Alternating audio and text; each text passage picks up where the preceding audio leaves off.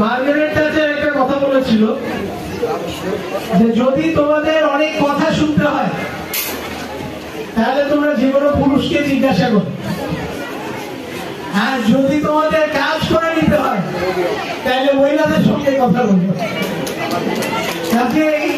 ওই Margaret Thatcher যে বলেছিল, আজকে আমাদের আপনাদের যে মত বিনিময় এটা প্রমাণ করেছে যে আগামীতে ইনশাআল্লাহ এই আটোয়ারিতে বিএনপির কোনো ভয় নাই।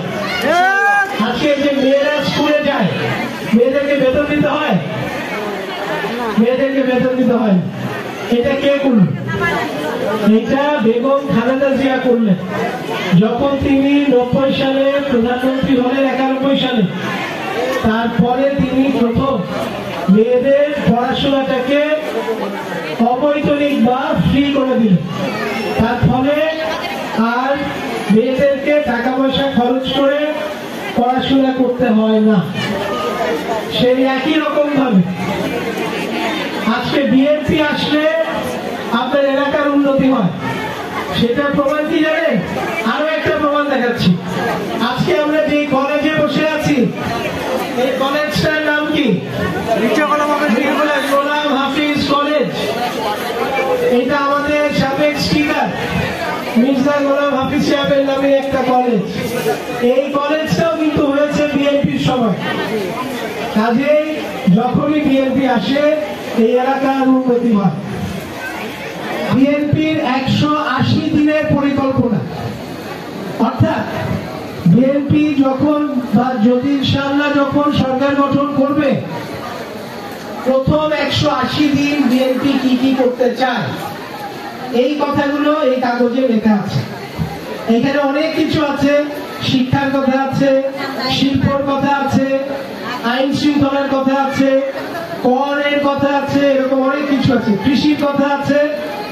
সবচেয়ে উল্লেখযোগ্য যেটা স্বাস্থ্যের কথা আছে, সবচেয়ে উল্লেখযোগ্য যেটা সেটা হচ্ছে নারীর ক্ষমতায়ন। নারীর ক্ষমতায়ন মানে মহিলাদের ব্যাপারে বিএনপি কি কি উদ্যোগ নেবে এই কথাগুলো আমাদের এই কাগজে লেখা আছে। সহযোগিতা থাকলে যে কোনো বৃহৎ কাজে সাফল্য অর্জন করা যায়।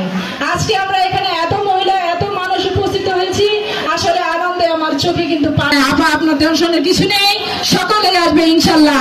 আমাদের পরিশ্রম, আটুরি উপজেলা মহিলা দলের পরিশ্রম, ইউনিয়ন মহিলা দলের পরিশ্রম, ওয়ার্ড মহিলা দলের পরিশ্রম, প্রতিটি ইউনিয়ন এসে বলবো আমাদের দেশ নায়ক ভারপ্রাপ্ত চেয়ারম্যান, আগামী দিনের রাষ্ট্রপতি, জননন্দিত নেতা ব্যারিস্টার তারেক রহমান, উনি কিন্তু অসুস্থ থেকে দলের দুর্দিন ছেড়ে দলের পিছনে থেকেছেন, কখনো দেশের সাথে আপোষ করেনি। আমরা এই নেত্রীকে জয়যুক্ত করব এবং আমরা আটুরি উপজেলা কামনা করে সকলকে ধন্যবাদ জানিয়ে আমি আমার বক্তব্য এখানে শেষ করছি।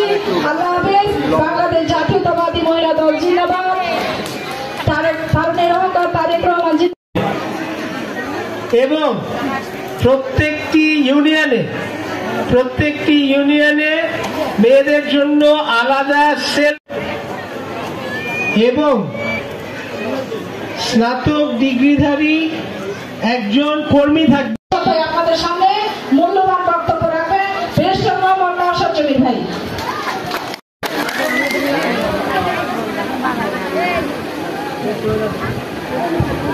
সম্মানিত উপস্থিতি,